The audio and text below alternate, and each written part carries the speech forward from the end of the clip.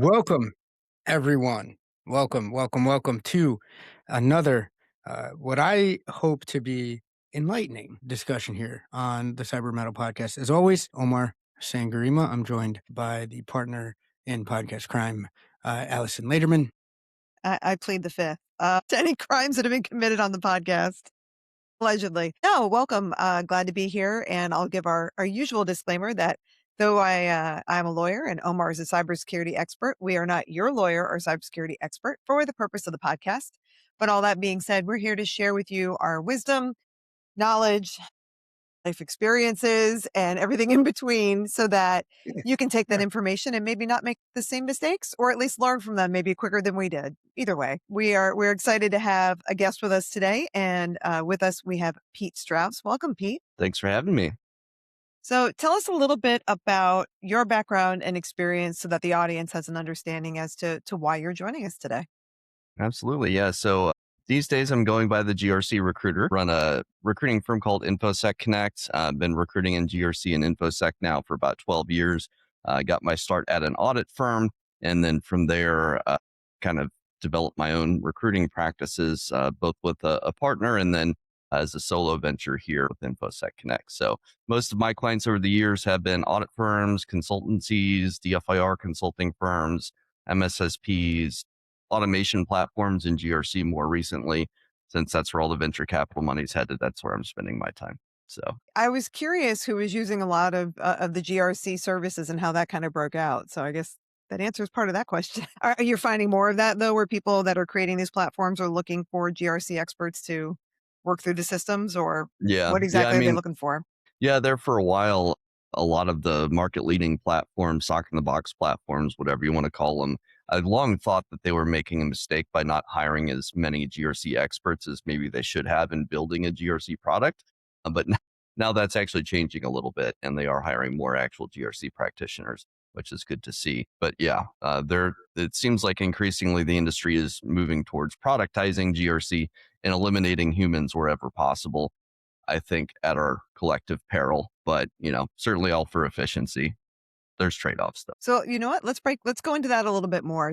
As you say, at their peril, because that is a conversation that comes up quite often is AI, right? Are the tools going to take my job? From what you're seeing, where does that land in that GRC space? Is there room for humans and the tools at the same time? I think there is room for both, but the problem is the way I look at it is I call it like a task economy, essentially, where any rote or repetitive tasks are now being replaced by automation and AI. Now, those were the roles traditionally, or those tasks were traditionally performed by entry level folks or junior people.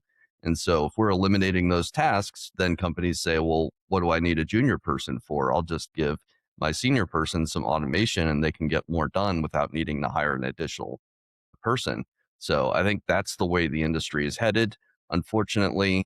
So I think in probably 5-10 years, we're going to see a big pendulum swing back where companies are realizing, oh, there's not enough senior people because we didn't train them 5 years ago. So that's where we're at Right on right the now, though. nose. And Pete, that's why you're here today.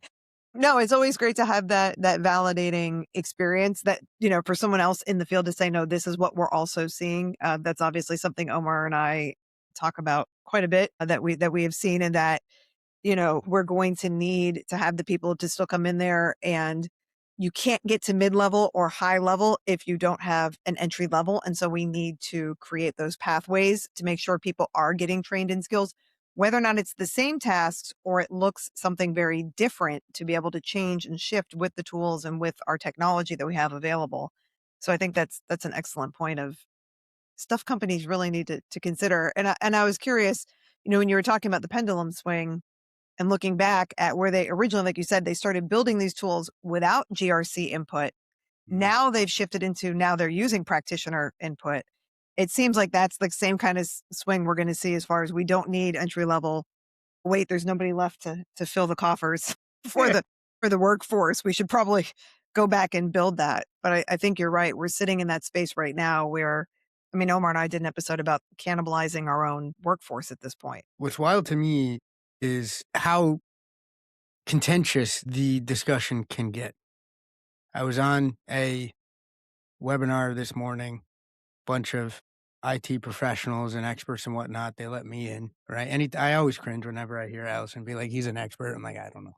But that aside, you have, a bunch of all these webinars, right? Where it's like, kind of meet and greets for vendors and whatnot. A lot of it's on AI. So the questions naturally came up. Hey, what's going on?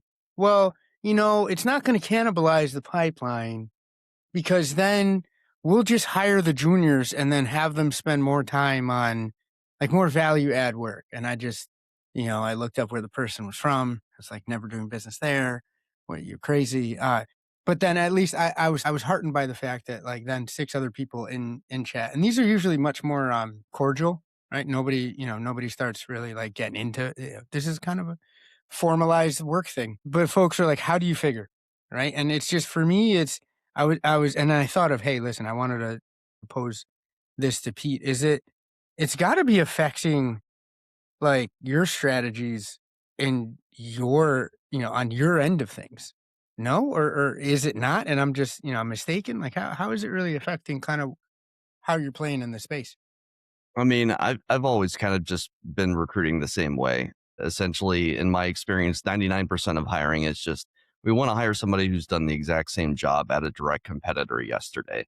That's the default. I think it's a giant exercise in risk aversion, essentially. You want somebody that's a proven entity and quantity, and you're not taking any risks in hiring somebody, especially in a crowded market that becomes even more pronounced, I think. There's a sense that, hey, we can be as picky as we want from the hiring side because we're getting 500 or 1,000 applicants per role.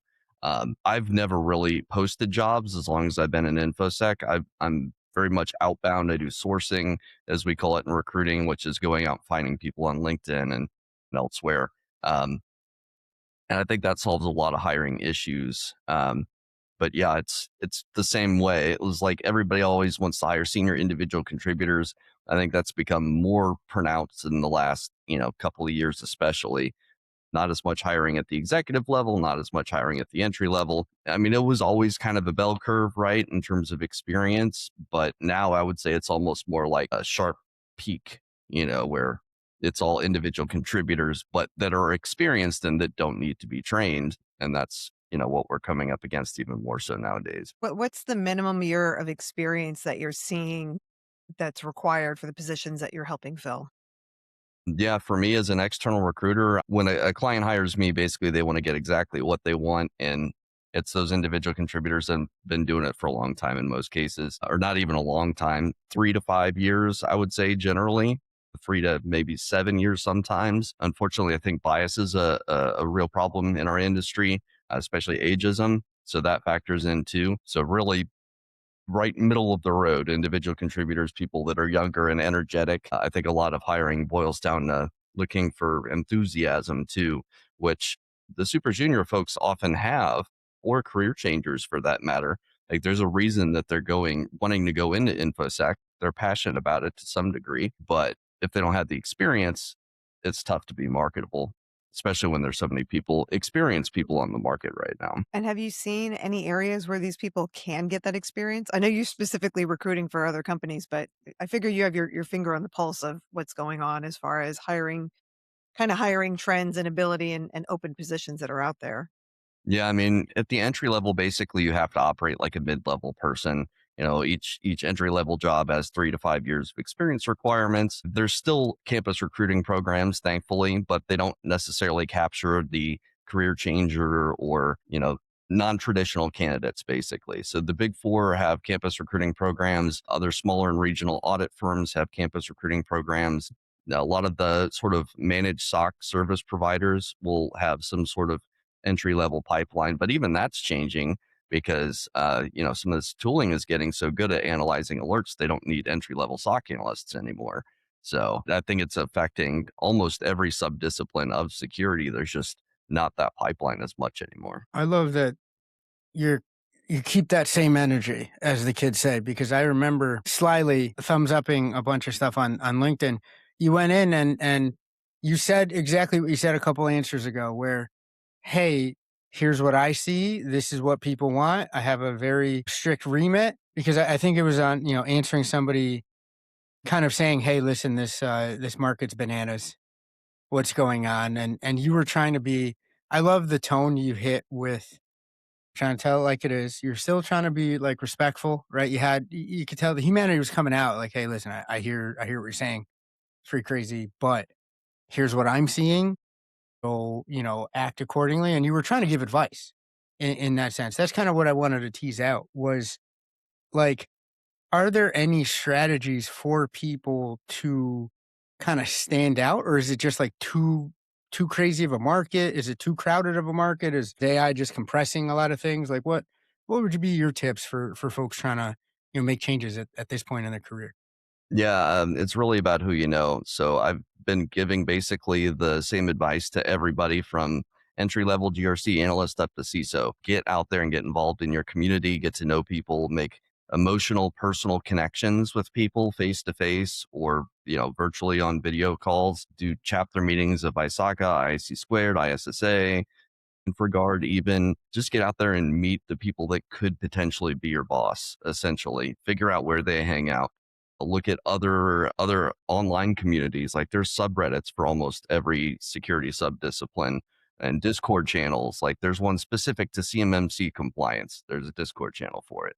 Very niche. Like it's very Yeah. niche, but it's there. You're right. Yep. Yeah. And so many of these places have job boards, and often they're posted by the actual practitioners and not by the internal recruiters who aren't specialists like I am. So you're more likely to get an audience that way from the practitioners that understand your background. So I'd say those two things mainly is find online communities and get out there and meet people in person. I'm on two Slack channels that back up exactly what you're saying. One is for more like GRC kind of engineering, that club, but then also there's the CISO Society. And part of the most vibrant channels on those Slack communities are, hey, I have an in on this job. And like, it's funny how both, right, growing, they develop separately, but the practices on both channels mirror each other where it's like, hey, they'll say if they know the person or not that's posting, right? I can get you that intro or not, to your point, Pete. And, or I can, I know somebody who knows somebody versus, hey, this is cold. I'm just kind of bird dogging it for the group. But without a shadow of a doubt, in both communities, those are consistently the ones where I'll get the most notifications for. People just trying to kind of help each other. And it's such a leg up. I've seen it. I've just observed, right? I'm a lurker, as you can tell, right? I just like, watching other people talk and like kind of see what's going on. So is my wife, although her lurking capabilities are far more advanced than mine, right? Like I don't think she's clicked like in about 6 years. But you see it, right? Where the conversations then turn into, hey, I'll get you here, and then it goes offline, and then the job happened, or it didn't, but thank you for getting me that information. It's funny how even in the age of AI, the key is still network. Yeah. If anything, I would say it's even more important because the better the systems get, automated systems, the more important the human connection gets when, again, each open job is getting 500 or 1,000 applicants. You have to be the little bit of signal in all of the noise somehow. And the best way to do that is through knowing somebody, knowing the decision maker, especially because they can kind of pull you through the rest of the process. Like if you're able to find the hiring manager for a role online, send them a connection request that's detailed about why you're an exact fit for the role. If the hiring manager likes you, they'll pull you through that initial recruiter screen, or at least put you up for that initial recruiter screen, which is where most people get caught, is they just don't get that first phone call where they can really sell themselves. They just get lost in a sea of applicants. So I think if the industry wants to get better at hiring, they just need to have recruiters like me or internal recruiters go outbound and find people, because this whole posting a job and praying and hoping the right person comes along when you have very specific requirements and often biases that aren't on the job description, it's just a waste of everybody's time, essentially, or most people's time. What are some of those biases that you are seeing within that process and within the job descriptions that people should be aware of? They're never going to put Unofficially. these. Yeah, yeah. Unofficially. I mean, they're never going to put it in the job Hypothetically. description, unfortunately. I think that would Only help a lot of Yankees people. fans, right? Like Exactly. that job specs, I'm giving it away. But no, to your point, Pete. Yeah, yeah. So I think ageism is probably the most common. Not wanting to hire people that have been laid off, also very common. Um, let's see. Not wanting to hire people with short job stints, that remains very common. I mean, it's always been common, but especially nowadays, it seems like. Ironically, that bias persists despite the fact that people have been been laid off en masse for, the last 5-10 years, especially. I mean, I've talked to some people that were laid off like 3-4 times in a row. So they had 3 or 4, short stints on their resume, and it's nothing they could have controlled. But then, sometimes the hiring manager will say, well, companies typically don't lay off their top performers. I'm like, yeah, maybe sometimes that's true, but I would say probably not in the majority of cases. So Call that's what I'm shenanigans scouting. on that because I mean, I've just seen it with someone else recently who had 23 years at an organization, was a top performer, but was older and was making more money. Okay, so it's not that he wasn't a top performer. It's just they're like, oh, we're going to let go a bunch of people. And this particular company, out of 18, 15 of them were over the age of 40 and were the higher earners in the group. Yeah. Well, that's becoming more common too, especially in consulting firms nowadays. With private equity coming in, they're just chopping off the top of the organization, basically, That's right. enforcing retirements. So, yeah. Yeah. No, I'm Which is starting a to whole see other that. problem. No, that's, Go I ahead. mean, the PE angle, right? Because it's something near and dear to my heart with kind of the cert game and the cert industry with PE coming in, and then you can just straight up see, oh, that was once a great cert or a great org. Now, wait a second, right? They're charging you for pencils, it seems, or it's and again, For it's an not. online exam. Listen, I just, like I don't want to name names, and I also don't want to jam Pete up and make it like a let's just kind of rag on PE firms, but it's it's both good and bad in my opinion, just because it's cool to see what once was a niche industry, in my opinion, a while ago, where there's the select few and the weirdos that would say, "Hey, I'll step up for cyber," and then now it's definitely you see big deals closing. Right, the one that comes to mind, I think, most recently for me, just top of mind was Wiz. Right, I think like a year ago or a year and change ago, like, and I think more consolidations occurring. Does that compress the market even further, in your opinion, Pete? Or is there like a different kind of set of tactics that you have to say? Because you mentioned, hey, that's where the money is, so that's where I'm going. Like, is it just kind of the same tactics you're using as a recruiter? Hey, I'm excellent. I can take my tent anywhere, or is it a different game?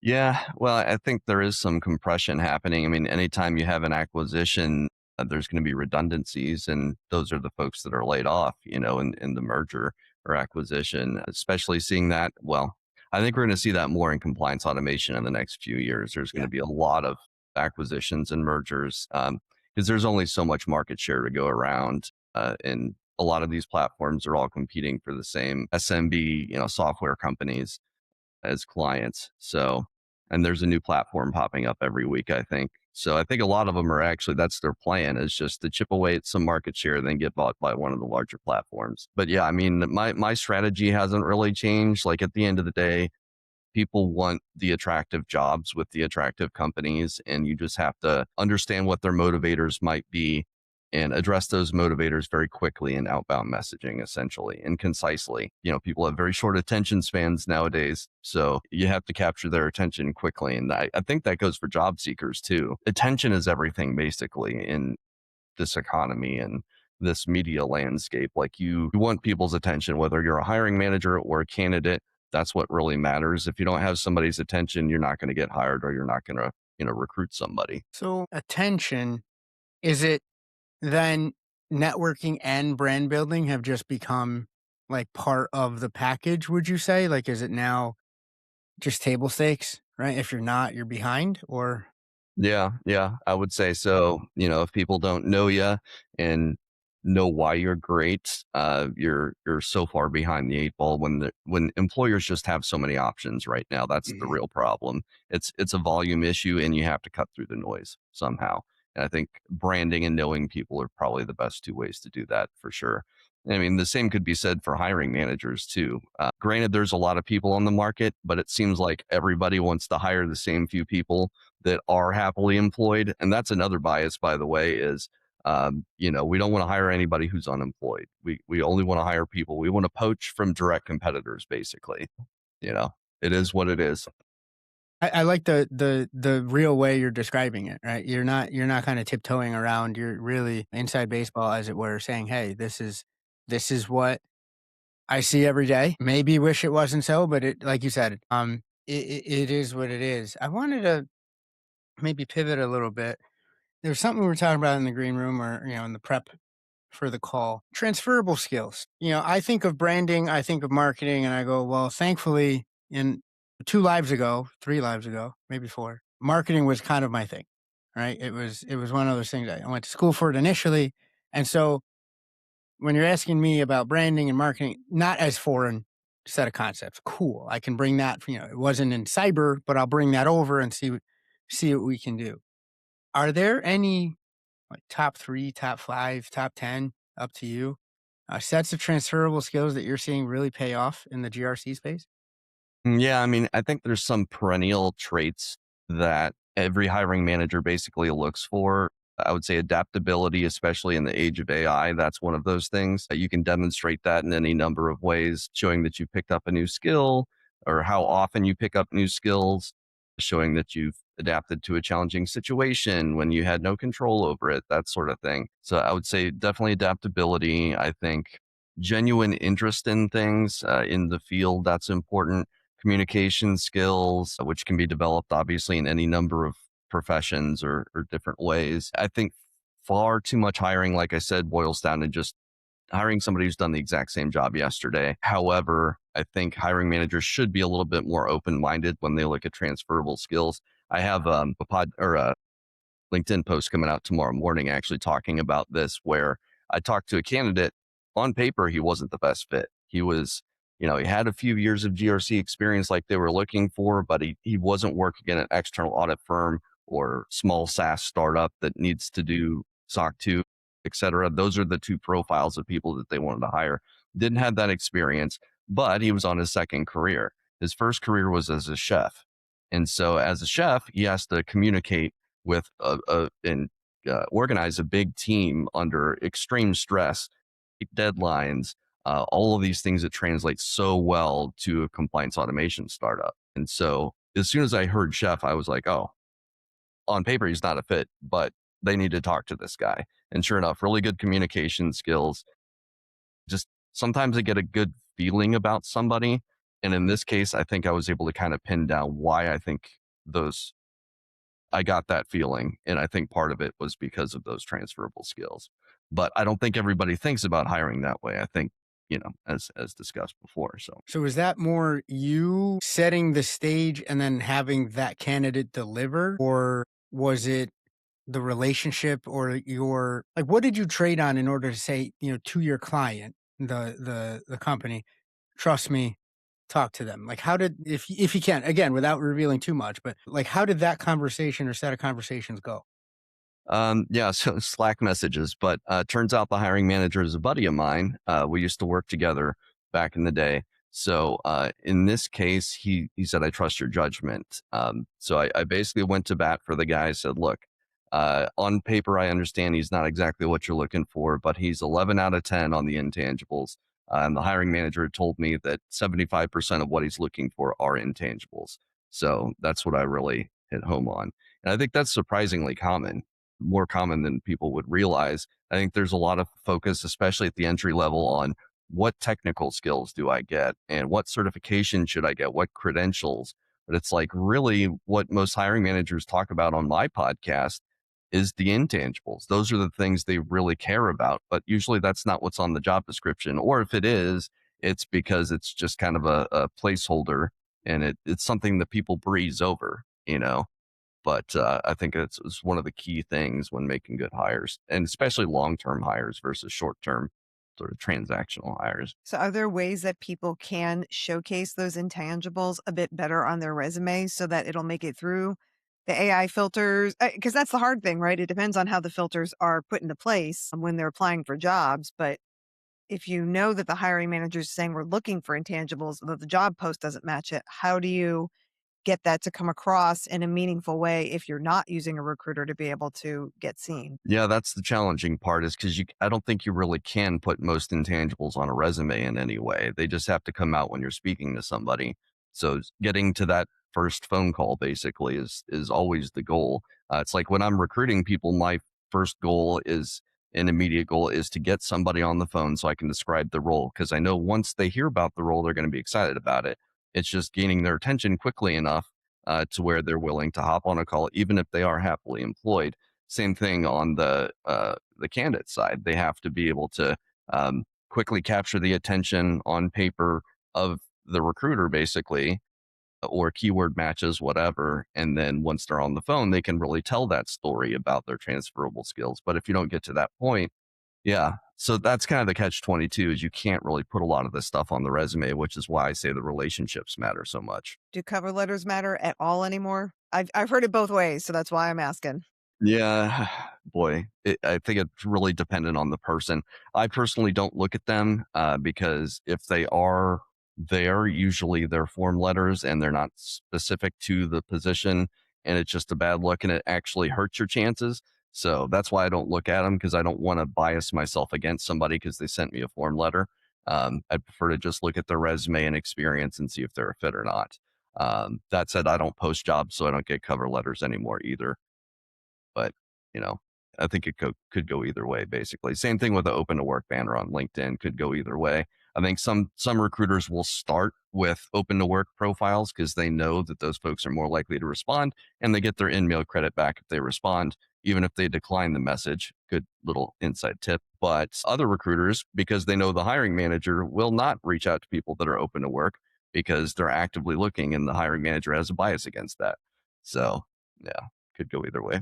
That's a long story, but yeah. No, but Oh, I think that's helpful, right? I mean, there's a lot of talk about whether you put your open to work banner on LinkedIn for lots of reasons, whether it's fraud, right? People coming in and trying to now attract you to apply for jobs that don't really exist and that kind of thing makes you a target. But at the same time, it's literally telling everybody, I don't have a job, and kind of like, we'll even say for some people in the dating circle, right? They want what other people have, not what's available. Mhm. But it's all humans and relationships, right? It's always, oh, the grass is always greener. I want that kind of thing. And so, like you said, it's a recruiters, not recruiters, but the job saying, well, wait a minute, I want the candidate that's already employed, not the one that's not. And if you put the sign on, it tells them you're not. It's that, like you said, it's that obvious bias that you're turning on the hot donut now sign for Krispy Kreme, except maybe not so hot. But Had never thought of it that way, Alyson. Now, anytime we see the green banner, I'm going to get hungry, and it's going to be a problem. But are there, we've talked about intangibles. Are there any, other types of skills? Like, how are you seeing the market out there now? Again, especially in the GRC niche, and this is absolutely self-serving. So I'm just straight up asking you, like, hey, I'm thinking of maybe brushing up on Python, but is that the move? Are you seeing just doubling down on anything AI? How are you seeing the market kind of shift a bit now? Yeah, I'd say a few skill sets that I think for the foreseeable future are going to be super in demand. GRC engineering is the big one. I think long gone are the days where you can just write policies and procedures as a GRC person because mhm. AI can do that now. So, like, you have to level up and become more technical and more process driven, more architecture driven. I'll be thinking in terms of systems and not tasks, essentially. So the bar keeps getting raised from a technical standpoint. Uh, and really honing communication skills, those are always going to be super important. But you asked about tangibles. So yeah, AI, learning how to both audit AI as well as leverage it to improve your efficiency and get more stuff done in a shorter amount of time, save the company money. I mean, those sorts of things. And then CMMC right now is also a good skill set to have. It's really tough to get certifications because they take a really long time, and at the end of the day, most of these MSSPs and C3POs, 3PAOs, again, they want to hire somebody who's done it somewhere else already. So it's tough to break into a new skill set in that way. I think GRC engineering is a little bit different since it's such a brand new thing that anybody can kind of pick it up. And as long as they can show a GitHub repo or something like that, as long as they can show and not just tell, they'll be a little bit more marketable, I think. Same thing with like, ISO 42001 lead auditor. It's like, once you get that, you can probably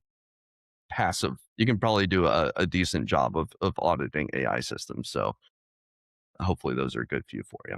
Absolutely. That tangible, and you touched on, I think the follow-up that I was going to come out with was I've heard, and I've also been telling, because I've at least seen it anecdotally from my side. If I see some sort of, here's my repo, here's a portfolio, here's something I can show off. I've seen it. It raised my eyebrow. It raised my leadership's eyebrow. So like the second and maybe third interviewers along a job journey. So it was awesome to hear that that's resonating also on your side of the house. Yeah. Anytime you have tangible evidence of what you can do, that's so important. I think back to one of the interviews that I had when I first entered the field. Mhm. The CEO ended up saying that I was the best quote unquote operations interview that they ever had because not their auditors, but their operations people, because I showed, I didn't tell, I brought resumes with me to show, hey, I can source the people that you need already before I even have the job. So that really impressed them. So yeah, even more nowadays that everybody's resume looks essentially the same because of AI, you need to stand out in some other way, and showing something that tangible really helps. That makes sense. I was going to ask you about like formatting and whatnot because like I've been guilty of this, right? I've run it through. Maybe Gemini is going to be my thing of choice this week, and then I'll put it somewhere else. And it's just truly the the leverage is where you say it is. And it makes sense, right? You're in this you're in this particular niche, and you've been successful at it for quite a while. But I'll get reach outs and callbacks from folks that I know, or folks in my circle, or folks that know of me, or know of me in a certain, hey, Omar, healthcare GRC guy, right? So then that'll start being inbound versus outbound, and hopefully never need it, but it's good to know it's there, and I still cultivate those relationships. What I'm thinking of, and I know again this might be, you're kind of more on the mid senior and the senior side of things, but like that gap and that pipeline erosion under the 3 to 5 year mark is something I'm just I've been trying to ask people smarter than me. Pete, you're definitely included there. Like, what do we do? How, like, where do we then pick up those skills if they're, how do you even develop a portfolio, to your point? Yeah. Uh, No, yeah. and I talk to my podcast guests about that quite often, and nobody seems to have a very good answer. It's like, what's the business case to hire somebody entry level when you can get a 3 to 5 year person for essentially the same price? Because maybe they've been searching for 3 or 6 months. Is it just a Yeah. basically charity where you're just doing it because you're a good person? That doesn't really sell to executives.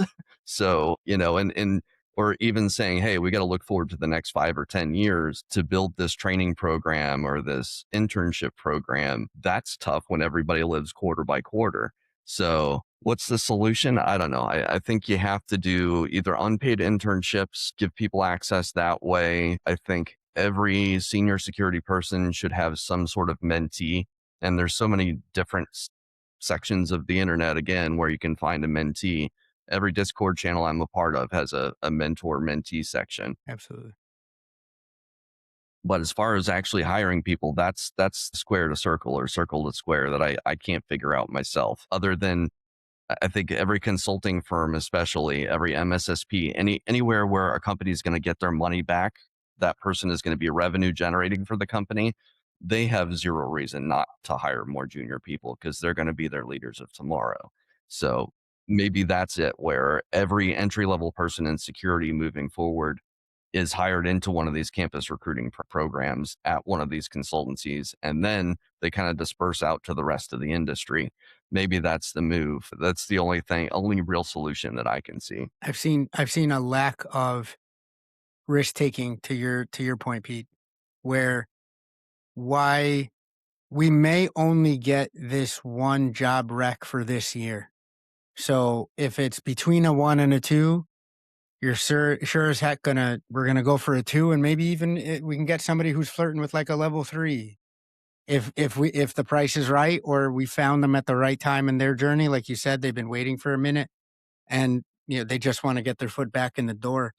Has to be concerted effort at an organization, and it has to be part of, like you said, the culture or the ethos, where, hey, we want to homebrew or homegrow new talent, willing to go out there and get that. I know in some metro areas they're trying to do, where you're working with schools and whatnot to potentially give them some apprenticeship time, but few and far between.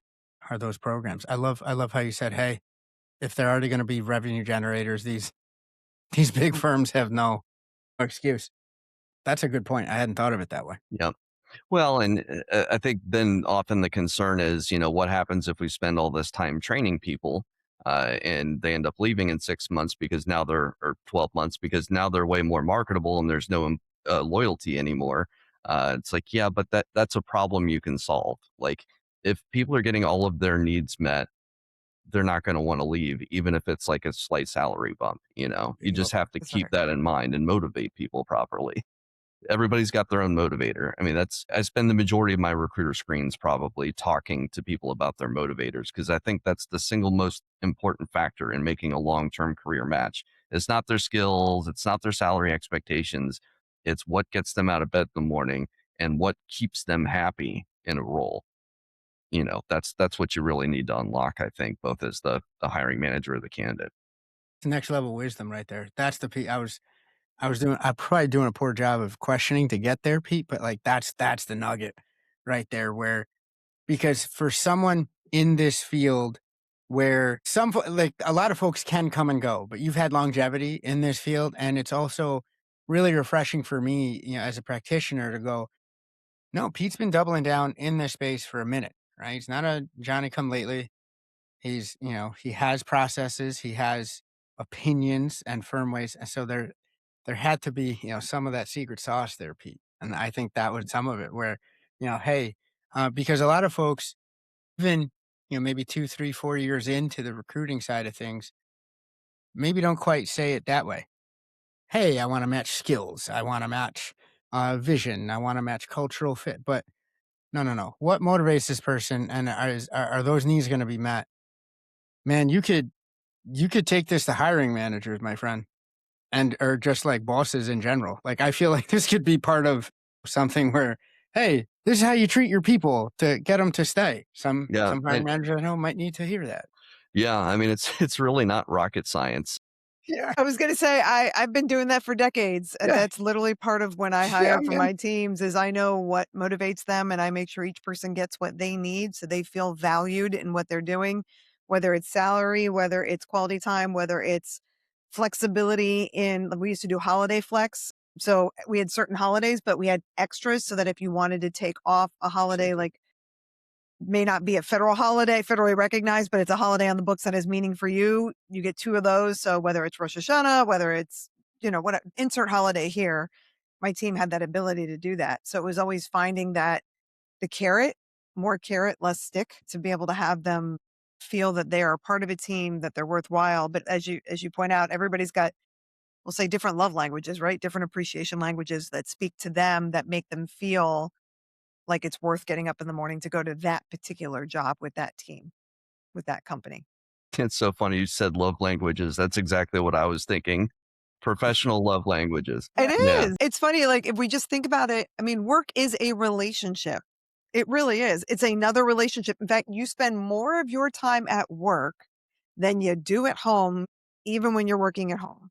I literally see you all. I think I talk to Omar more than I talk to my husband, and he's in the office right next door to mine in the home office. And so it's just the nature of what we do and who we're with every day. And if you're going, all right, if I've got 24 waking hours and I'm sleeping 6 to 8 of them, but I'm driving X amount or whatever, or I'm working 8 to 12 to 14, depending on what your day looks like, or 16 in some people's cases, not pointing anybody out. But where you're working those kinds of hours and those are the people you're with day in and day out, you need to feel that it matters, whether that's I want to be compensated.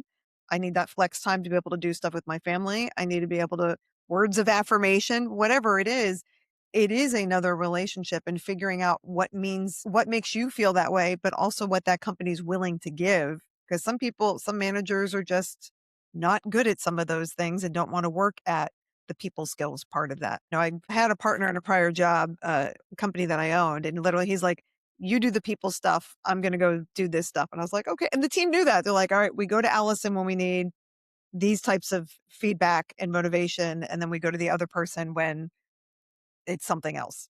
So they knew where they could get it from both of us, but he was at least very honest of, I don't do those things. So you need to go do them. Actually, I've been in 2 different companies where it's been that way, ironically, with 2 different people. So it's good for the companies to know that about themselves, though, and what they're willing to do and the different types of languages to help make their team feel part of that process For to sure. want to Well, and stay. I think people would overestimate the number of people that are making a move for compensation. In fact, I'd say that's a minority motivator probably for the people I talk to. Usually, if they're on the call with me, it's because they don't like their boss or private equity came in and changed the culture of the company and slashed benefits, or they're being told to go back into the office when they've been working remote for the last 5 years, or the culture isn't what it used to be. A lot of these intangible things, and it's not usually the money, but if it is the money, that usually gives me a little bit of pause because there's always somebody paying more. So I would say that the one role where that's really a good motivator is if you're in sales. If you're money motivated in sales, that's probably a good one to have. But yeah. True. Well, and the money Where motivator is such an easy one to fix, right? I mean, for the most part, it's either we're going to give you more money or we're going to go find someone cheaper. And then you go through the cycle over and over, creating more people with the shorter time frames so that we all get hit with the bias later on when we apply for other things. Yep. Well, and loyalty isn't what it is from either side anymore, from the candidate side or the employer side. And if people aren't getting pensions anymore, they have no real reason to stick around in a company that they dislike. That's So right. that's why I don't blame people for having a short term stint or two. It's because there's no real reason, there's no incentive to stick around unless it's just, hey, I don't want to look like a risky candidate, basically, which I've had to tell people before too. Like, look, man, you had 2 short-term jobs in a row. Maybe think about sticking it around a little bit longer in this next one, or you're going to look like you're developing a pattern.